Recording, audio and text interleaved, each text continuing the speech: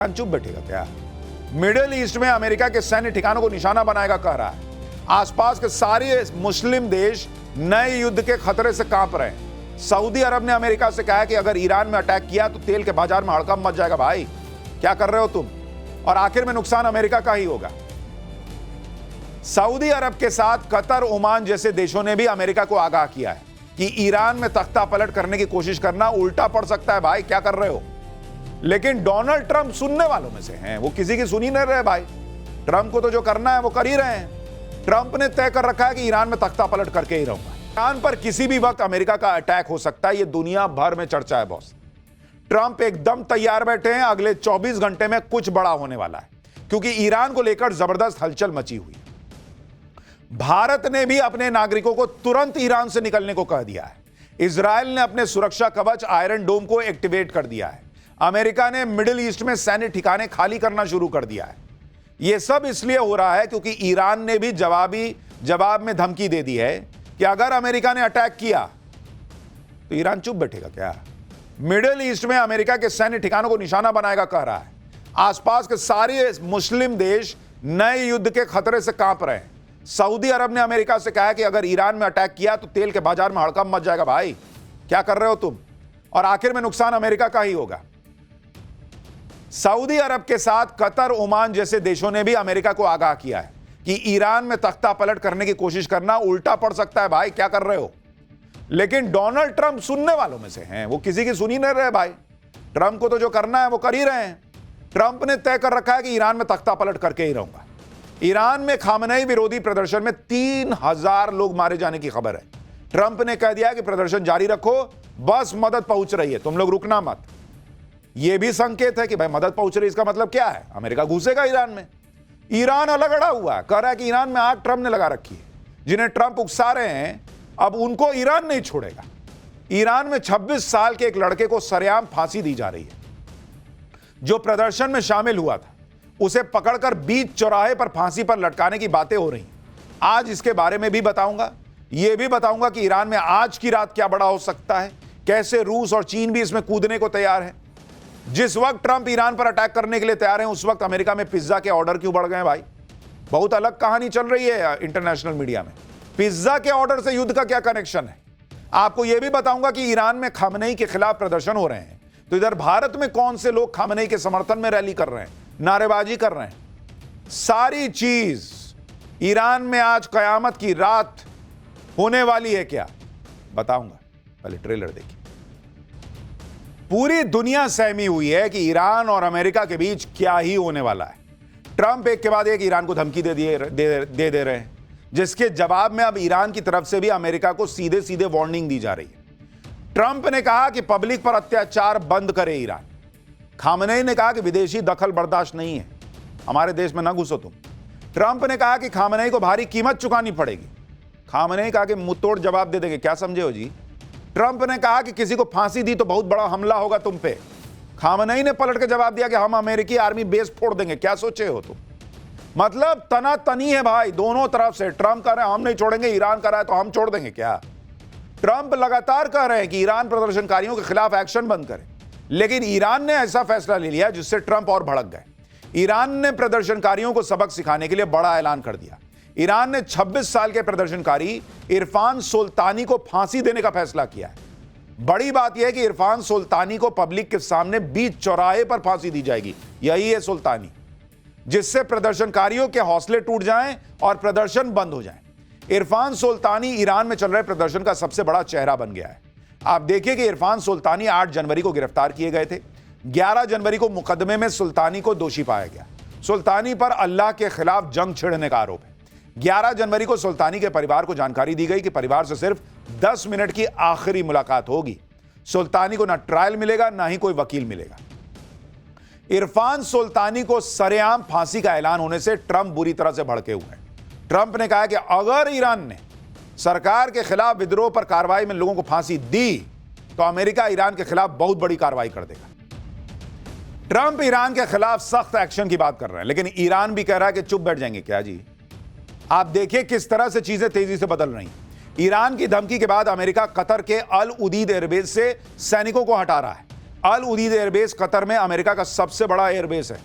Iran ने अमेरिकी हमले के जवाब में अमेरिकी एयरबेस पर हमले की बात कह दी है, जिसके दायरे में सऊदी अरब, यूएई, तुर्की और कतर के अमेरिकी एयरबेस आएंगे। इस धमकी के बाद अमेरिका ने कतर के एयरबेस से कुछ सैनिकों और गैर सैनिक कर्मियों को हटा भी दिया। अमेरिका की तरफ से कहा गया कि पोस्चर चेंज है, यानी सतर्कता के लिए कदम उठाया गया है। लेकिन यह संकेत है कि भाई तुम मारने का सोच रहे हो, तभी तो वहां से अपने लोग हटा रहे हो जहां वो पलट के जवाब देगा। जब अमेरिका ने ईरान पर मिसाइल अटैक किया था तो उस समय भी इसी तरह से सैनिकों की तैनाती में बदलाव हुआ, इसलिए इसे भी एक संकेत के तौर पर देखा जा रहा है कि अमेरिका कुछ बड़ा प्लान कर रहा है बॉस। अमेरिका ने जिस तरह से ईरान के आसपास के देशों से अपने सैन्य अड्डे खाली करना शुरू कर दिया है, उससे तो यही लग रहा है कि युद्ध होने ही वाला है। आसपास के मुस्लिम देशों में भी हड़कंप है, क्योंकि अगर जंग छिड़ी तो कहीं उनके घर तक आग ना पहुंच जाए। अमेरिका के मिडिल ईस्ट में 8 सैन्य ठिकाने हैं, जिसमें बहरीन है, मिस्र है, इराक है, जॉर्डन है, कुवैत है, कतर है, सऊदी अरब और संयुक्त अरब अमीरात है। ये देश कभी नहीं चाहेंगे कि अमेरिका के चक्कर में इन्हें ईरानी बम झेलने पड़े। भाई वो तो ये बोल के मारेगा कि तुम्हारे यहां अमेरिका का बेस है, मैं क्या करूं, मारना होगा, लेकिन बम तो उन्हीं के ना फटेगा, और उनके आंतरिक संबंध बिगड़े ये भी नहीं चाहेंगे वो। ऐसे में सऊदी अरब के साथ कतर, ओमान ने अमेरिका को आगाह किया कि ईरान में तख्ता पलट करने की कोशिश करना उल्टा पड़ सकता है। भाई ईरान के खिलाफ ट्रंप घेरेबंदी कर रहे हैं, हमले की तैयारी कर रहे हैं, लेकिन ट्रंप की धमकियों के बीच ईरान को 2 बड़े देशों का समर्थन मिल गया है। चीन के बाद रूस ने भी अमेरिकी धमकियों को गलत बताया है। रूस ने अमेरिकी धमकियों पर कड़ी प्रतिक्रिया दी है। रूस ने अमेरिकी धमकी को पूरी तरह से गलत बताया है। मिडिल ईस्ट की स्थिति दुनिया की सुरक्षा के लिए खतरनाक हो रही है। टैरिफ के बहाने अमेरिका दूसरे देशों को ब्लैकमेल कर रहा है, यह रूस ने आरोप लगाया है। इससे पहले चीन ने कहा था कि किसी भी देश की संप्रभुता और सुरक्षा अंतर्राष्ट्रीय कानून के तहत सुरक्षित रहनी चाहिए, और अब रूस ने भी साफ कह दिया है कि अमेरिका की दादागिरी बर्दाश्त नहीं की जाएगी। लेकिन ट्रंप इस वक्त ऐसी सनक में है बॉस कि किसी की परवाह नहीं कर रहे। लोग मानकर बैठे हैं कि ट्रंप ईरान पर हमला करके ही रहेंगे, और इस हमले को लेकर अमेरिका में एक पिज्जा थ्योरी भी चल रही है। अब आप कहेंगे ये क्या है बॉस? कई जगह इस बात की चर्चा है भाई, इंटरनेशनल मीडिया में भी चर्चा है। अमेरिका में क्यों ऐसा कहा जा रहा है कि पिज्जा के ऑर्डर बढ़ गए तो समझो युद्ध होने ही वाला है, इसके बारे में भी आपको बताता हूं। अमेरिका में कहा जा रहा है कि वहां का जो रक्षा मुख्यालय है, पेंटागन, वहां रात में जब जब पिज्जा का ऑर्डर ज्यादा होता है तो इसका मतलब होता है कि अमेरिका कुछ बड़ा करने वाला है। इसे अमेरिका में पिज्जा इंडेक्स का नाम दिया गया है। अमेरिका में सोमवार, मंगलवार और आज पिज्जा इंडेक्स बढ़ा हुआ था। इसका मतलब वहां पर जो बैठे हुए रक्षा मंत्रालय में लोग, वो रात रात भर काम कर रहे हैं, रात रात भर काम कर रहे हैं, तो भूख लग रही तो पिज्जा मंगा रहे हैं, पिज्जा मंगा रहे हैं रक्षा मंत्रालय में, तो इसको जोड़ा जा रहा है, वहां की मीडिया कह रही है कि ला ये रात भर चल रहा है काम, ये होगा कुछ कांड। तो पिज्जा का ऑर्डर बढ़ा मतलब दुनिया में तनाव बढ़ा। यह भी समझ लीजिए कि पिज्जा इंडेक्स होता क्या है। पिज्जा इंडेक्स एक अनौपचारिक थ्योरी है जिसके अनुसार अमेरिकी रक्षा मुख्यालय पेंटागन के आसपास पिज्जा के ऑर्डर में अचानक बढ़ोतरी को देखा जाता है, जो कि किसी बड़े सैन्य अभियान या अंतर्राष्ट्रीय संकट का संकेत हो सकती है, क्योंकि देर रात तक चलने वाली उच्च स्तरीय बैठकों में अक्सर कर्मचारी पिज्जा ऑर्डर कर लेते हैं। यह कोई आधिकारिक जानकारी नहीं है, बल्कि एक दिलचस्प पैटर्न है जिसे कुछ विश्लेषक छोटी छोटी जानकारी से बड़ी तस्वीर समझने के लिए देखते हैं। जैसे कि इजराइल ईरान तनाव के दौरान फिर से चर्चा में आया था, जब पेंटागन के पास पिज्जा डिलीवरी के वेटिंग टाइम में तेजी आ गई थी। तो लोग अलग अलग तरीके से देखते हैं कि वहां क्या चल रहा है, तो देख रहे पिज्जा ऑर्डर हो रहा है उधर, भैया अमेरिका फिर किसी को खाएगा। लेकिन यह पिज्जा थ्योरी आज की नहीं है, पहले भी पिज्जा को लेकर ऐसी ही चर्चा अमेरिका में होती रही। पिज्जा इंडेक्स कई बार सटीक भी बैठा है। क्लेम किया जाता है कि पेंटागन की पिज्जा इंडेक्स ने 21 से ज्यादा क्राइसिस को सही प्रिडिक्ट किया है। 1980 के दशक में सोवियत इंटेलिजेंस की केजीबी ने वॉशिंगटन डीसी को टारगेट करते हुए एक अनकन्वेंशनल सर्वेलांस मेथोडोलॉजी इजाद की थी। इसमें KGB late night food delivery को ट्रैक करता था, और इसका कोड ने पिजेंट यानी पिज्जा इंटेलिजेंस दिया गया था। 1 अगस्त 1990 में CIA हेडक्वार्टर में 21 पिज्जा डिलीवरी हुई थी, जिसके कुछ घंटे बाद ही इराक ने कुवैत पर हमला बोल दिया था, जिसके बाद गल्फ वॉर की शुरुआत हुई। 1998 में वॉशिंगटन पोस्ट ने यह लेख छापा था कि अमेरिका का इराक पर बॉम्बिंग के दौरान और राष्ट्रपति क्लिंटन पर चले महाभियोग के दौरान व्हाइट हाउस में फूड डिलीवरी में 250% की वृद्धि देखी गई थी। हाल ही में वेनेजुएला हमले से पहले भी व्हाइट हाउस के पिज्जा इंडेक्स में बढ़ोतरी देखी गई थी, और यह अमेरिका की मीडिया एजेंसीज खुद दावा करती हैं कि भाई इधर फूड डिलीवरी बढ़ी, उधर कुछ कांड होगा। अब अगर पिज्जा थ्योरी की को सही माने थोड़ी देर के लिए, तो अमेरिका ईरान पर हमला करने ही वाला है। लेकिन यह हमला अमेरिका कैसे कर सकता है उसको देखिए। पिज्जा इंडेक्स तो अलग बात है। अगर हमला खाड़ी देशों के रास्ते होता है तो इसके लिए अमेरिका के कई बड़े सैन्य अड्डे पहले से मौजूद हैं। कुवैत में अली अल सलेम एयरबेस और कैंप आरिफ जान है। कुवैत की ईरान से दूरी करीब 250 किलोमीटर है। यूएई में अल धफरा एयरबेस है, जहां F-35 और F-22 जैसे लड़ाकू विमान तैनात हैं। यह ईरान से फारस की खाड़ी के पार लगभग 200 किलोमीटर दूर है। अगर अरब सागर से हमला होता है तो अमेरिका अपने एयरक्राफ्ट कैरियर स्ट्राइक ग्रुप्स का इस्तेमाल कर सकता है। इस समय यूएसएस हैरी एस ट्रूमैन पहले से ही क्षेत्र में तैनात है, जबकि यूएसएस कार्ल विंसन को हाल ही में वहां भेजा गया है। ये दोनों एयरक्राफ्ट कैरियर फारस की खाड़ी के बाहर तैनात है, लेकिन इसकी मिसाइलें और लड़ाकू विमान ईरान तक पहुंचने में सक्षम है। इस रणनीति का सबसे बड़ा फायदा यह है कि इसमें किसी भी खाड़ी देश की जमीन या सैन्य अड्डों का इस्तेमाल ही नहीं करना पड़ेगा। अमेरिका इजराइल के साथ मिलकर भी हमला कर सकता है। जून 2025 में अमेरिका और इजराइल ने मिलकर हमला किया था।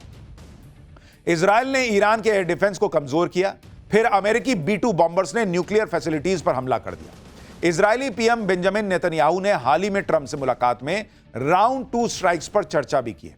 हमले में B-2 स्पिरिट स्टेल्थ बॉम्बर्स का इस्तेमाल किया जा सकता है, जो हिंद महासागर में स्थित डिएगो गार्सिया से उड़ान भर सकते हैं या फिर सीधे अमेरिका के मिसूरी से हवा में फ्यूल भरते हुए मिशन पूरा कर सकते हैं। यह बॉम्बर ईरान के रडार सिस्टम को चकमा देने में भी सक्षम है। अमेरिका के साथ देने के लिए इजराइल ने पूरी तैयारी शुरू कर दी है बॉस। इजराइल के आर्मी रेडियो की रिपोर्ट के मुताबिक IDF ने कई सैन्य टुकड़ियों को हाई अलर्ट पर रखा हुआ है। पिछले 24 घंटे के दौरान इजराइल ने एयर डिफेंस सिस्टम में कई बदलाव किए और अपने आयरन डोम एयर डिफेंस सिस्टम को फिर एक्टिव कर दिया है।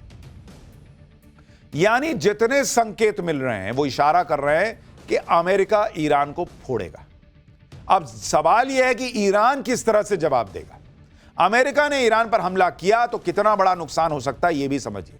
अगर अमेरिका ने बड़ा हमला किया तो ईरान प्रतिशोध में स्ट्रेट ऑफ हॉर्मुज को बंद कर सकता है। दुनिया का करीब 31%, 31% समुद्र से जाने वाला crude oil straight of Hormuz से ही पास होता है। अगर ईरान ने इसको बंद किया तो इंटरनेशनल क्रूड ऑयल के दाम $10 से $20 प्रति बैरल तक बढ़ सकते हैं। इससे नुकसान अमेरिका को भी होगा और वहां भी महंगाई तेजी से बढ़ जाएगी। यानी दुनिया भर में युद्ध के हालात बन रहे हैं, बहुत गहमा गहमी हो रखी है। अब इस पर एक एक रिपोर्ट तो आपको दिखाता ही रहूं।